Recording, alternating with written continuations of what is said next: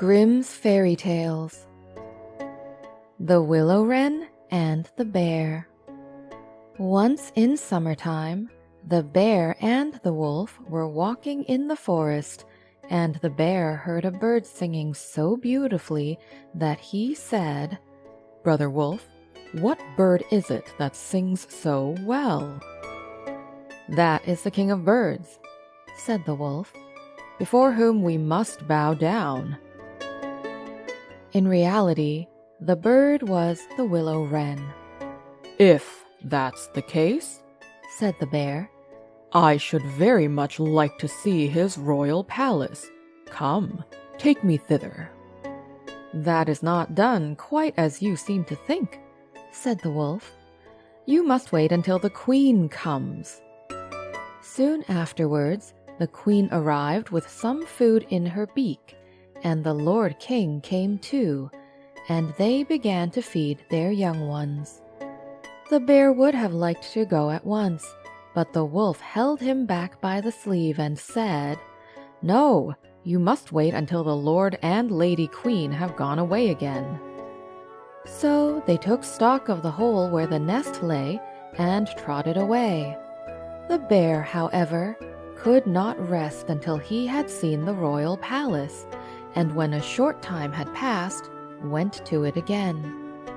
The king and queen had just flown out, so he peeped in and saw 5 or 6 young ones lying there. "Is that the royal palace?" cried the bear. "It is a wretched palace, and you are not king's children, you are disreputable children." When the young wrens heard that, they were frightfully angry and screamed, "No, that we are not! Our parents are honest people! Bear, you will have to pay for that!" The bear and the wolf grew uneasy and turned back and went into their holes.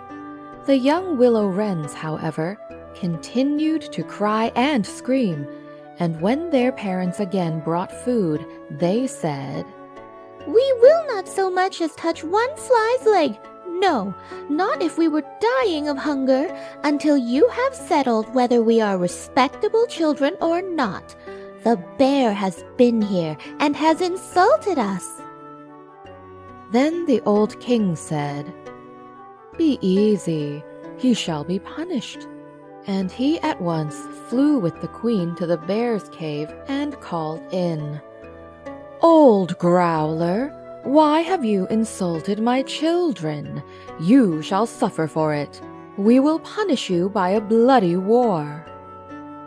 Thus, war was announced to the bear, and all 4-footed animals were summoned to take part in it. Oxen, asses, cows, deer, and every other animal the earth contained. And the willow wren summoned everything which flew in the air, not only birds, large and small, but midges and hornets, bees and flies had to come. When the time came for the war to begin, the willow wren sent out spies to discover who was the enemy's commander-in-chief. The gnat, who was the most crafty, flew into the forest where the enemy was assembled and hid herself beneath a leaf of the tree where the password was to be announced. There stood the bear, and he called the fox before him and said, "Fox, you are the most cunning of all animals. You shall be general and lead us." "Good," said the fox, "but what signal shall we agree upon?" No one knew that, so the fox said, "I have a fine, long, bushy tail, which almost looks like a plume of red feathers. When I lift my tail up quite high, all is going well, and you must charge. But if I let it hang down, run away as fast as you can." When the gnat had heard that, she flew away again and revealed everything, down to the minutest detail, to the willow wren. When day broke, and the battle was to begin, All the four-footed animals came running up with such a noise that the earth trembled. The willow wren with his army also came flying through the air with such a humming, a whirring, and swarming that everyone was uneasy and afraid, and on both sides they advanced against each other. But the willow wren sent down the hornet, with orders to settle beneath the fox's tail and sting with all his might. When the fox felt the first sting, he started so that he lifted one leg from pain. But he bore it and still kept his tail high in the air. At the second sting, he was forced to put it down for a moment. At the third, he could hold out no longer, screamed, and put his tail between his legs. When the animals saw that, they thought all was lost and began to flee, each into his hole, and the birds had won the battle. Then the king and queen flew home to their children and cried, "Children, rejoice, eat and drink to your heart's content. We have won the battle."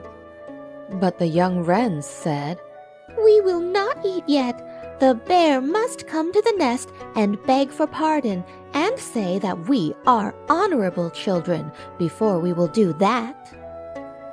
Then the willow wren flew to the bear's hole and cried, "Growler, you are to come to the nest to my children and beg their pardon, or else every rib of your body shall be broken." So the bear crept thither in the greatest fear and begged their pardon. And now at last the young wrens were satisfied, and sat down together and ate and drank, and made merry till quite late into the night.